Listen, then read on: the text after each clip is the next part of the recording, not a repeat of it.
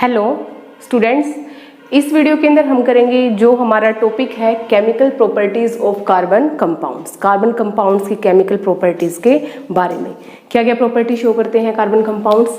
अब देखिए कौन सी प्रॉपर्टी की बात करनी है हमें, केमिकल प्रॉपर्टी। केमिकल प्रॉपर्टीज वो प्रॉपर्टी होते हैं जिसमें कार्बन कंपाउंड केमिकली रिएक्ट करता है और कोई दूसरे सब्सटेंस की फॉर्मेशन करता है। जैसे कार्बन ऑक्सीजन से रिएक्शन करे, कार्बन हाइड्रोजन से रिएक्शन करे, तो उसमें आ जाएंगी हमारी केमिकल प्रॉपर्टीज। तो देखिए केमिकल प्रॉपर्टीज में कार्बन की 4 केमिकल प्रॉपर्टीज के बारे में पढ़ना है हमें। यहाँ पे कंबशन है, ऑक्सीडेशन है, एडिशन है और सब्स्टिट्यूशन है। टोटल कितनी केमिकल प्रॉपर्टीज के बारे में रीड करना है हमें यहाँ पे 4। सबसे पहले है कंबशन रिएक्शन। कंबशन क्या होता है? कंबशन का मतलब क्या है? बर्निंग। कंबशन का मतलब क्या है? बर्निंग।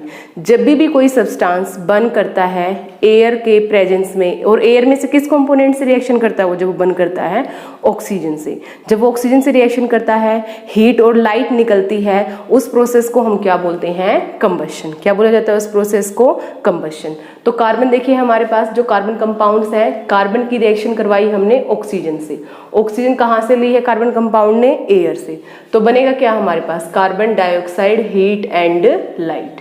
हीट निकलेगी और साथ में क्या निकलेगी? लाइट निकलेगी। तो ये कौन सा प्रोसेस है? कंबशन। किसका कंबशन? कार्बन का। हम यहाँ पे प्रॉपर्टी किसकी कर रहे हैं? कार्बन की। दूसरा हम यहाँ पे ले लेते हैं मीथेन। मीथेन भी क्या है? कार्बन कंपाउंड ही है, एल्केन है, ये सैचुरेटेड हाइड्रोकार्बन है। ये जब ये ऑक्सीजन से रिएक्शन करेगा तो क्या बनेगा हमारे पास? यहाँ पे बनेगी carbon dioxide, water, heat and light. Heat and light.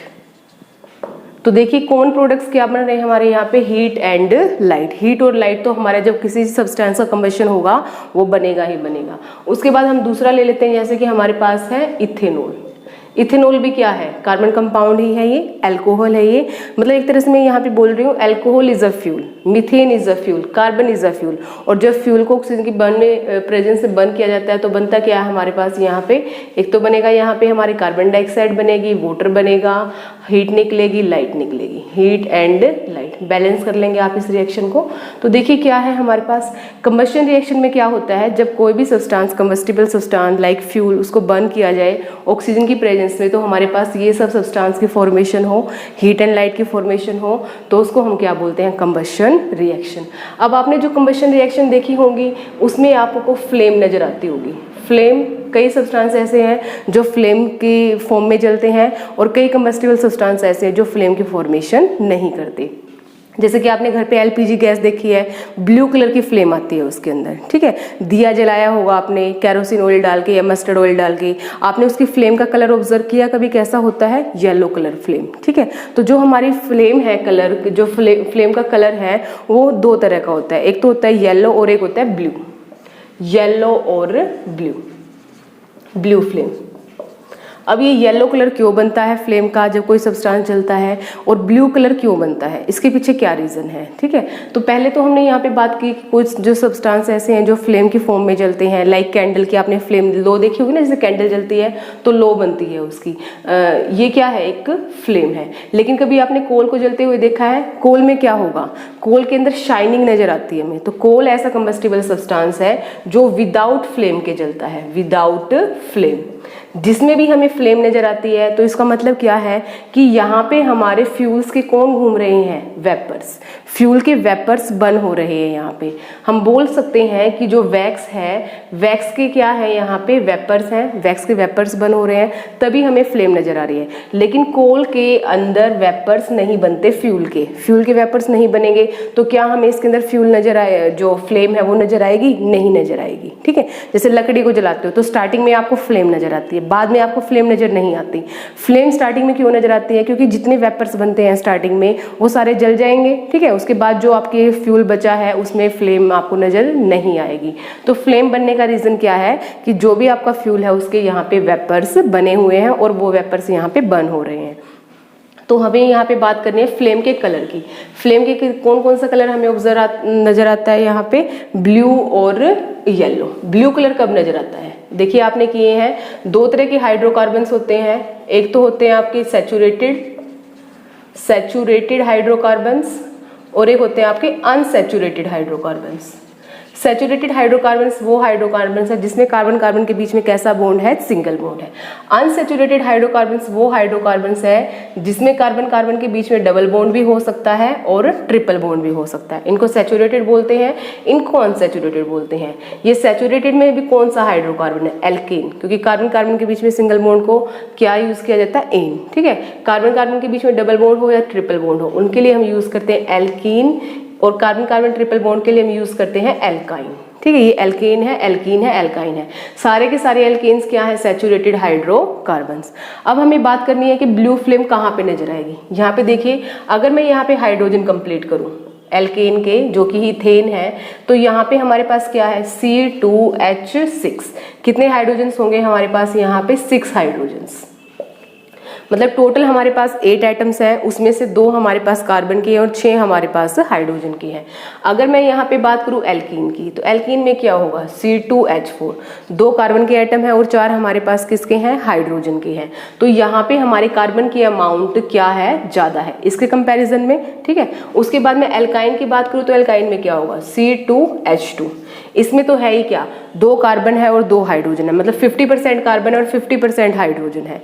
तो जहाँ पे कार्बन की अमाउंट कम होगी, ठीक है, जहाँ पे कार्बन की अमाउंट कम होगी, यहाँ पे कम थी, हाइड्रोजन ज़्यादा है, यहाँ पे कार्बन की अमाउंट ज़्यादा है क्योंकि हाइड्रोजन डबल हो गया है। यहाँ पे कार्बन की अमाउंट और हाइड्रोजन की अमाउंट क्या एग्जैक्टली सिमिलर ही है, 2 कार्बन के एटम है, 2 हाइड्रोजन के एटम है। तो जहाँ पे कार्बन एटम की अमाउंट कम होगी, वहाँ पे क्या होगी, जो हमारा फ्लेम होगी वो हमें कैसी नजर आती है, ब्लू फ्लेम, क्योंकि कार्बन की अमाउंट कम होने की वजह से जो हमारा फ्यूल है वो प्रॉपरली बर्न करेगा।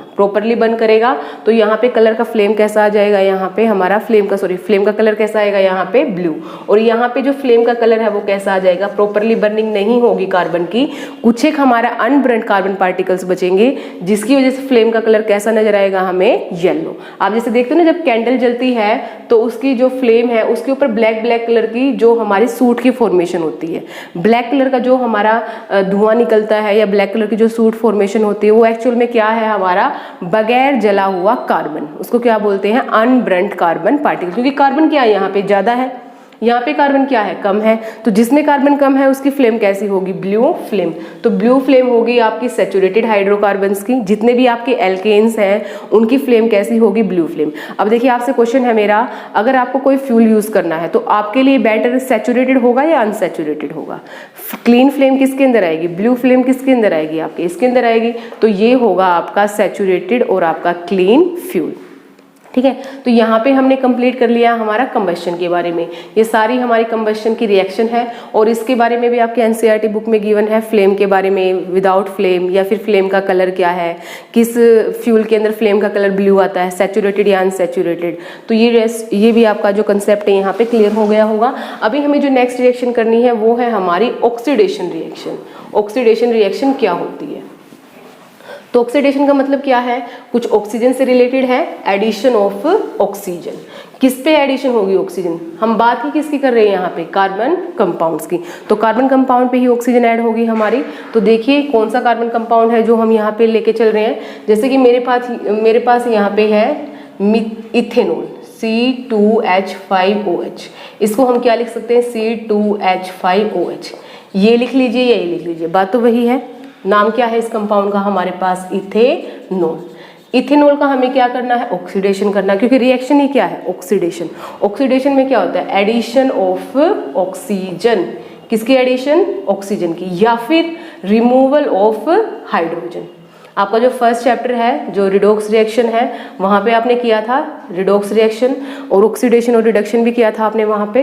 तो ऑक्सीडेशन क्या होता है, एडिशन ऑफ ऑक्सीजन या फिर रिमूवल ऑफ हाइड्रोजन। इनमें से कोई एक चीज़ होगी, चाहे तो ऑक्सीजन आपको ऐड होता हुआ नजर आएगा, यहाँ फिर आपको हाइड्रोजन रिमूव होती हुई नजर आएगी।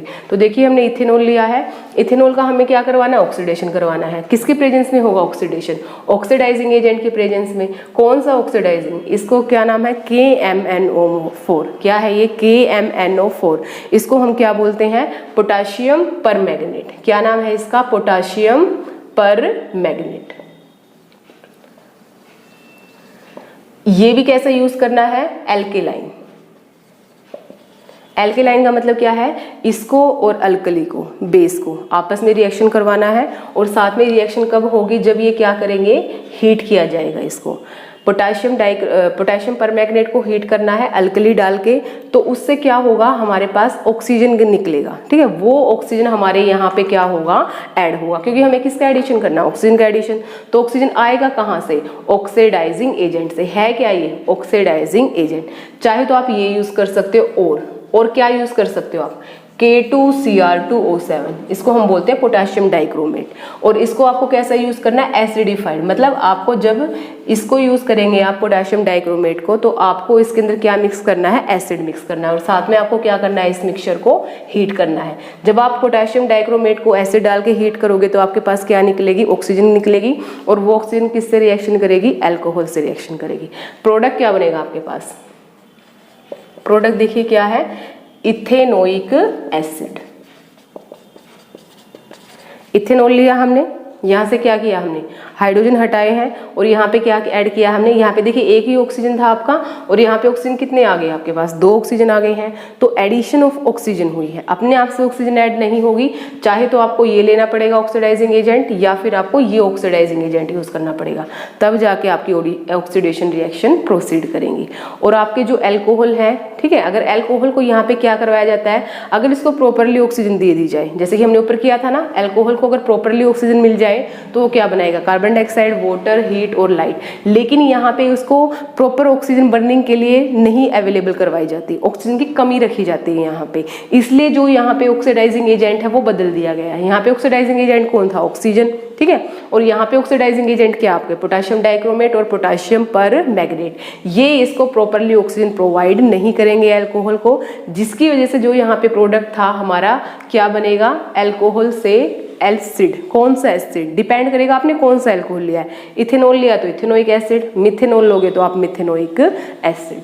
ये है आपके ऑक्सीडेशन रिएक्शन। रिएक्शन देखिए कौन सी है, एडिशन रिएक्शन। नाम से ही हमें कुछ यहाँ पे पता चल रहा है, एडिशन होगा, ठीक है। इन रिएक्शंस को दूसरा नाम है हाइड्रोजिनेशन रिएक्शन। आपको ध्यान रखना है, कई बार एग्जाम में हाइड्रोजिनेशन रिएक्शन से भी एग्जाम में आ जाता है, hydrogenation reaction. Hydrogenation reaction, hydrogenation का मतलब एडिशन ही है, लेकिन किसका एडिशन, हाइड्रोजन का एडिशन। इसमें क्या है, किसका एडिशन होगा, हाइड्रोजन का एडिशन। तो देखिए सबसे पहले मेरे पास क्या है, कोई भी एल्कीन ले लिया मैंने, एल्कीन क्या होगा, जिसमें कार्बन कार्बन के बीच में कैसा बॉन्ड होगा, डबल बॉन्ड, ठीक है। यहाँ पे डबल बॉन्ड है तो यहाँ पे जो सब्स्टिट्यूएंट लगे हुए हैं वो क्या होंगे, 4 ही होंगे, क्योंकि कार्बन की जो बॉन्डिंग है वो कंप्लीट हो चुकी है। 2 यहाँ पे, 2 यहाँ पे, 2 3 4, ठीक है। अब जो ये आप पूछ सकते हो ये R क्या है, R क्या होगा, कोई भी एल्काइल ग्रुप। R यहाँ पे कार्बन की कितनी भी लंबी चेन हो सकती है, जैसे मैंने यहाँ पे R को हटा के लगा दिया CH3, या फिर मैं इसको यहाँ पे क्या लगा सकती हूँ, कोई दूसरा CH2 CH3। कार्बन की कितनी भी लंबी चेन यहाँ पे हो सकती है। R का मतलब एल्काइल ग्रुप। तो पहले आप समझिए एल्काइल ग्रुप होता क्या है, जैसे मेरे पास है मीथेन। मीथेन क्या है, एल्केन है। अगर मैं यहाँ से एक हाइड्रोजन हटा दूँ, ठीक है, एक हाइड्रोजन हटा दूँ तो मेरे पास क्या बचेगा, CH3 बचेगा, और इसको हम क्या बोल देंगे, एल्काइल। क्या बोल देंगे इसको, एल्काइल। ये कौन सा एल्केन था, मीथेन। क्या नाम है इस एल्केन का, मीथेन। और इस एल्केन का नाम क्या है, मिथाइल। क्या नाम है यहाँ पे, मिथाइल।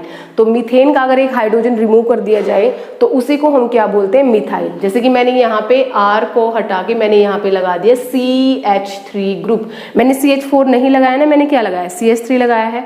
तो ये कौन सा ग्रुप हो गया हमारा, मिथाइल, ठीक है, मिथाइल। अगर मैं C2H5 लगाऊं तो इथाइल, C3H7 लगाऊं तो प्रोपाइल। तो जो हमारे ये ग्रुप है इसको हम क्या बोलते हैं, एल्काइल ग्रुप। तो R का मतलब यहाँ पे क्या है, कोई भी एक हाइड्रोजन हटा दीजिए एल्केन में से, वही कोरस्पॉन्डिंग एल्काइल हो जाएगा आपके पास। तो R को मैं साइड में लिख देती हूँ, है क्या ये, एल्काइल ग्रुप। Alkyl group. करना क्या है आपको, यहाँ पे एडिशन करना है हाइड्रोजन का। हाइड्रोजन अपने आप से ऐड नहीं होगा, जो ये रिएक्शन है वो किसके प्रेजेंस में होगी, कैटलिस्ट की प्रेजेंस में। अब ये कैटलिस्ट क्या होता है, ऐसा कोई भी केमिकल जो किसी रिएक्शन को जल्दी से करवाए, जो किसी रिएक्शन को जल्दी से कंप्लीट करवाए, उसको हम, उस केमिकल को हम क्या बोलते हैं, कैटालिस्ट। यहाँ पे कैटलिस्ट क्या है, निकिल है, पैलेडियम है, Ni निकिल, आपकी बुक में आपको निकिल ही दिया हुआ है, पैलेडियम है, प्लेटिनम है। हम अलग अलग कैटलिस्ट यहाँ पे यूज कर सकते हैं। कैटलिस्ट कौन सा लिया गया है यहाँ पे? निकिल, बुक में आपको निकिल दिखाया गया है। तो निकिल की प्रेजेंस में जो ये हाइड्रोजन ऐड होगा इस एल्केन पे, ये फास्टली ऐड होगा। अगर वैसे हम नॉर्मली इस रिएक्शन को करवाएं तो बहुत लंबा टाइम लगेगा, लेकिन अगर हम इसी रिएक्शन को कैटलिस्ट की प्रेजेंस में करवाते हैं तो ये काम हमारा क्या होगा? जल्दी होगा। तो देखिए हमारे पास बनेगा क्या? ये डबल बॉन्ड ब्रेक हो जाएगा और इसकी जगह पे क्या आ जाएगा? Single bond. ये एल्काइल ग्रुप सेम ही है हमारे, लगा दिए मैंने ये चारों एल्काइल ग्रुप। अब जो यहाँ पे देखिए कार्बन का जब डबल बॉन्ड ब्रेक हुआ है, सिंगल बॉन्ड आया है, तो यहाँ पे कार्बन की वैलेंसी कंप्लीट नहीं है। यहाँ पे कार्बन एक एटम से और जुड़ सकता है, और वो किससे जुड़ेगा? किसकी एडिशन करवाई अपनी? हाइड्रोजन की। तो ये क्या बन गया आपके पास? कोरस्पोंडिंग एल्केन बन गया ये हमारे पास। और ये क्या था हमारे पास? एल्कीन था, क्योंकि यहाँ पे कार्बन कार्बन में कैसा बॉन्ड था? डबल बॉन्ड था। यहाँ पे कार्बन कार्बन में कैसा बॉन्ड आ गया है? Single bond. इसी रिएक्शन को हम हाइड्रोजनेशन रिएक्शन भी बोलते हैं। इसका यूज कहाँ पे है? ऑयल से क्या बनाने के लिए? फैट्स बनाने के लिए। ऑयल से क्या बनाना है? फैट्स बनाना है। जैसे कि हमारे पास ऑयल है, मस्टर्ड ऑयल है, अगर उसका हमें क्या बनाना? डालडा घी बनाना है, ठीक है। तो उसके लिए हमें क्या करना पड़ेगा? किसकी एडिशन करवानी पड़ेगी? हाइड्रोजन की एडिशन करवानी पड़ेगी। ऑयल कैसे होते हैं? देखो आपसे कोई एग्जाम में क्वेश्चन करे कि ऑयल का नेचर कैसा है, सैचुरेटेड या अनसैचुरेटेड, तो देखिए ऑयल का नेचर कैसा होता है? अनसैचुरेटेड। ये अनसैचुरेटेड है तभी तो इसका बॉन्ड टूट के यहाँ पे हाइड्रोजन ऐड हो सकते हैं। जो हमारे पास फैट्स हैं, जो घी है, ऑयल से हमें क्या बनाना है? घी बनाना है, ठीक है। तो जो हमारे पास जो डालडा घी बनता है वो इसी प्रोसेस से बनाया जाता है। ऑयल लिया जाता है, ऑयल के अंदर हाइड्रोजन गैस ऐड की जाएगी कैटलिस्ट की प्रेजेंस में, तो उससे हमारे पास क्या बनेगा? घी बनेगा। जो घी का नेचर है, अब देखिए कार्बन कार्बन के बीच में कैसा बॉन्ड आ गया है? सिंगल बॉन्ड आ गया है। तो ये कैसा नेचर है? सैचुरेटेड। तो ऑयल से घी बनाने का जो प्रोसेस है, डालडा घी बनाने का जो प्रोसेस है, उस प्रोसेस का नाम ही क्या है? हाइड्रोजिनेशन। क्या नाम है उस प्रोसेस का? हाइड्रोजिनेशन। हमारी हेल्थ के लिए कौन से अच्छे होते हैं? अनसैचुरेटेड या सैचुरेटेड? अनसैचुरेटेड। हमारी हेल्थ के लिए कौन अच्छा होगा? अनसैचुरेटेड। और सैचुरेटेड हमारी हेल्थ के लिए अच्छे नहीं होंगे। अब यहाँ पे आप सोच रहे होंगे कि अनसैचुरेटेड को सैचुरेटेड में चेंज ही क्यों किया है? ऐसे क्या जरूरत पड़ी कि अनसैचुरेटेड से सैचुरेटेड बनाना पड़ा? देखिए जो आपके ऑयल्स होते हैं वो जल्दी से रेंसिड हो जाते हैं, वो जल्दी से ऑक्सीजन से रिएक्शन कर जाते हैं, उनकी स्मेल और टेस्ट चेंज हो जाता है। तो इसलिए क्या किया जाता है? ऑयल को लंबे टाइम तक प्रिजर्व करने के लिए उनका हाइड्रोजिनेशन कर दिया जाता है, और जिससे वो किस में बदल जाते हैं? घी में बदल जाते हैं। अब देखिए इसके कार्बन की हर चीज सेटिस्फाइड है, डबल बॉन्ड नहीं है, सिंगल बॉन्ड हो गया है हर जगह पे। तो यहाँ पे जो कार्बन है आपका कैसा हो गया? अनरिएक्टिव। यहाँ पे कार्बन कोई रिएक्शन शो नहीं करेगा, ठीक है, आगे फर्दर रिएक्शन नहीं करेगा। लेकिन यहाँ पे रिएक्शन करने के लिए ये है, डबल डबल बॉन्ड है यहाँ पे कार्बन कार्बन के बीच में। तो ये हमारा जो एल्कीन था, ये कैसा एल्कीन था? रिएक्टिव। ये रिएक्शन करेगा तभी तो हाइड्रोजन ऐड होगा ना यहाँ पे, ठीक है। तो ही आपका क्या बनेगा? घी बनेगा यहाँ पे। तो ऑयल से घी बनाने के प्रोसेस को हम क्या बोलते हैं? हाइड्रोजिनेशन। और दूसरा नाम क्या है इस रिएक्शन का? Addition reaction. क्लियर हो गया होगा आपको, ये पता चल गया होगा ऑयल से घी क्यों बनाया जाता है, ठीक है। लास्ट रिएक्शन है आपकी कार्बोनेटेड कंपाउंड की सब्स्टिट्यूशन रिएक्शन। देखिए सब्स्टिट्यूशन तो वर्ड आपने सुना होगा अपने स्कूल्स के अंदर, ऐसे बोलते हैं ना, कोई टीचर नहीं आया तो आज तो उसका सब्स्टिट्यूशन लगा हुआ है, ठीक है। तो सब्स्टिट्यूशन का मतलब है कि कोई एक चला जाए, ठीक है, या कोई एक ना आए तो उसकी जगह पे कोई दूसरा आएगा, कोई दूसरा पीरियड लेगा हमारा। तो सेम मतलब यहीं पे है आपका। जैसे कि मेरे पास है एल्केन, कौन सा एल्केन है मेरे पास? बोलिए नाम, क्या नाम है इसका? मीथेन। कैसे लिखा आपने नाम? पता ही है आपको, मीथेन। एक ही कार्बन है और एक कार्बन है तो सिंगल बॉन्ड ही होगा, मीथेन, ठीक है। मीथेन की रिएक्शन करवाई आपने क्लोरीन के साथ। मीथेन की रिएक्शन किससे करवाई है? क्लोरीन से करवाई है। तो यहाँ से एक हाइड्रोजन हट जाए और उस हाइड्रोजन की जगह पे कौन आ जाए? क्लोरीन। और जो हाइड्रोजन हटा है वो दूसरे क्लोरीन से जुड़ जाए, ठीक है। तो यहाँ पे हुआ क्या है? हमारा सब्स्टिट्यूशन हुआ, एक का प्लेस किसी दूसरे ने ले लिया है। क्या था हमारे पास? यहाँ पे हाइड्रोजन था और उसके प्लेस पे कौन आ गया है? क्लोरीन। बना क्या हमारे पास? ये कंपाउंड बना है हमारे पास, ठीक है। और साइड प्रोडक्ट क्या बना हमारे पास? Hydrochloric acid. इसका नाम क्या है? यहाँ पे क्लोरीन सब्स्टिट्यूएंट आ गया हमारे पास। हाइड्रोजन की प्लेस किसने ले लिया है? यहाँ पे देखो हाइड्रोजन था ना, यहाँ पे हाइड्रोजन की प्लेस पे कौन आ गया? क्लोरीन आ गया है। सब्स्टिट्यूशन क्लोरीन का हुआ है, हाइड्रोजन को हटा दिया गया है यहाँ से। अब इसको क्या बोलते हैं? क्लोरो, क्या नाम है इस कंपाउंड का? क्लोरो। एक कार्बन है, मीथ, कार्बन का सिंगल बॉन्ड ही है इन, क्लोरोमीथेन, ठीक है। और ये क्या है आपका? हाइड्रोक्लोरिक एसिड, HCl है आपका ये। तो ये जो आपकी रिएक्शन है कब होगी? In the presence of sunlight, in presence of sunlight, sunlight की प्रेजेंस में, क्योंकि सनलाइट से क्या मिलेगी? हीट मिलेगी। उसकी प्रेजेंस में जो मीथेन है आपका, क्योंकि कैसा है ये? नॉन रिएक्टिव है, ठीक है। तो ये किससे सब्स्टिट्यूशन कर लेगा? ये अपनी प्लेस को, अपने जगह पे किसी दूसरे को बुला लेगा, ये क्लोरीन को, ठीक है। तो ये था आपका substitution reaction. Reaction part complete हुआ हमारा।